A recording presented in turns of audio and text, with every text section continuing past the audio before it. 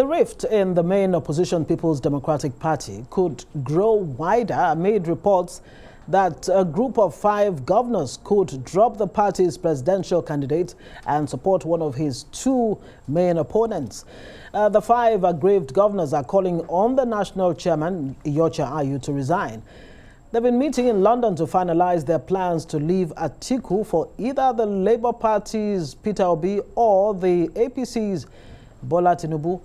But the spokesperson for the Atiku Okowa presidential campaign organization, Dino Melaye, has warned that the governors could end their political careers if they do decide to dump Atiku.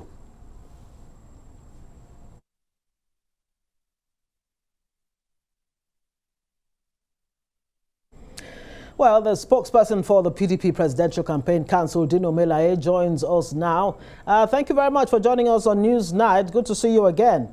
Well, it does seem that the Atiku team the Atiku team is quite unsettled by this meeting of the G-5 in London and the prospect of lining up behind an opposition presidential candidate.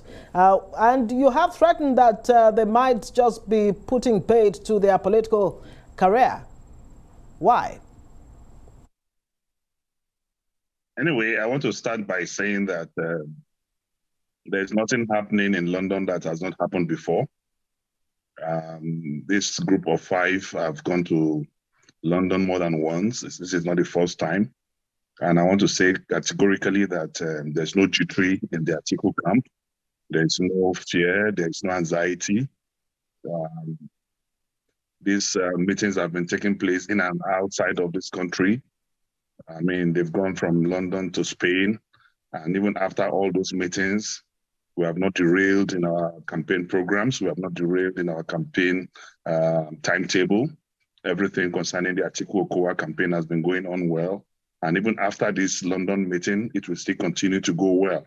I do not want to believe that the reason for these governors going to London is to dump their political party. I don't want to believe so. I don't want to think that is so, because Atiku has not offended any of these governors, and none of them have said Atiku is their problem. The bone of contention, according to them, is that Iyorchia Ayu should resign. And Atiku is not the biological father of Iyorchia Ayu. He has no control over the decisions that Iyorchia Ayu will make as an individual. And I want to say that if Atiku is not their problem, then they have no reason whatsoever to say they are not going to support their parties.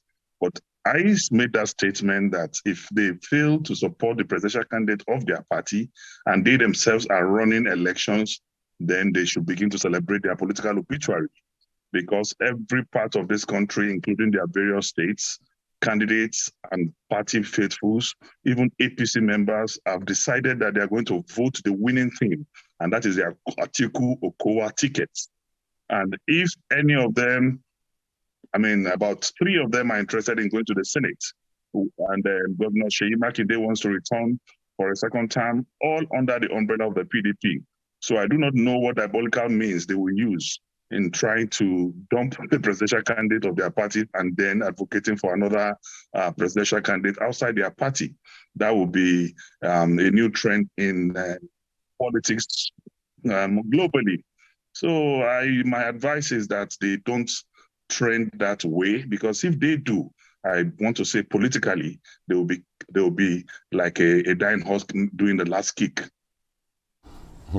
You don't sound reconciliatory at all with those words from you. Political obituary, when it was well known when your principal led other 7 governors under the PDP to leave the party.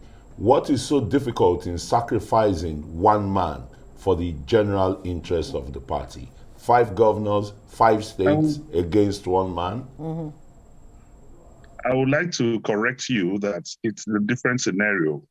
When Atiku and others left the party, they left the party. But these governors are still members of the PDP. They have not left the party, and you want to sabotage the party within the party. These are 2 different scenarios that you should not even compare. And I want to say that reconciliation. We are not writing off reconciliation. Reconciliation is ongoing. Atiku Abubakar is a very matured Nigerian. He's a very tolerant character. He has shown a lot of magnanimity. He has shown a lot of maturity. He's met with the Wike group 5 times in and outside this country, and he's still willing to sit down. He's still willing to sit down and negotiate and talk with the group. I'm just saying that peradventure they decide to take this very, very wrong decision, that the negative concomitant effect will be more on them than on the Atiku Okowa campaign. And I'm saying that there's still very strong room for reconciliation. And I mean, you can never tell. They can have a meeting in London and become born again, and God touch their souls, and they come back and work for their party. And that is what we hope for. But if they fail to do that, they will also have a bite of the bitter pill. And I wonder what that bitter pill, will be. The G5 are insisting that in the name of equity, fairness, and justice, what is a lopsided, situation with the leadership of the NWC of the PDP, it doesn't go down well with them. They're saying, look, if you have A, we should have B. But when, one side of the country is, has all the advantage against the other, it seems to be a case of the morning shows the day for the Wike team. Is it too much for them to ask for fairness? Excuse. It's not a convenient excuse. Today in this country, President Buhari is from the northern part of the country. The national chairman of APC is from the northern part of the country. Today, the Labour Party have a southerner as a presidential candidate. The director general of the campaign is also a southerner. You understand? The chairman of the party is a southerner. So you can begin to look at it that it is not from that angle at all. And when you look at the construction of the party, the political structure of the party, you will find that today the national chairman is from the north. Yes, and it's not happening in the PDP for the first time. Obulafo was there as national chairman when Obasanjo was president. Nwodo was there as national chairman from the same southern part of this country when Obasanjo was chairman. So it's not happening for the first time. And it is not true that it's a south-north thing. As I speak to you, the northern part of this country, people want to use the clock of APC to tell the time of PDP. That is not politically correct, because you cannot use the clock of APC to tell the time of PDP. PDP have our own agenda, we have our own rotation, we have our own power arrangements. To start with, the PDP, the northern part of this country have only governed under the PDP 2 years during the Yaradua time, out of our 23 plus years of democracy. Why the southern part of the country have governed for 14 years, 8 years of Obasanjo and 6 years of Goodluck Jonathan. So of the 16 years of PDP rule or governance in Nigeria, 14 years is from the southern part of the country, only 2 years from the northern part of this country. And even if you look at it holistically as a nation, the North have governed for only 10 years, 8 years by the time Buhari is rounding up, and 2 years of Yaradua, 10 years.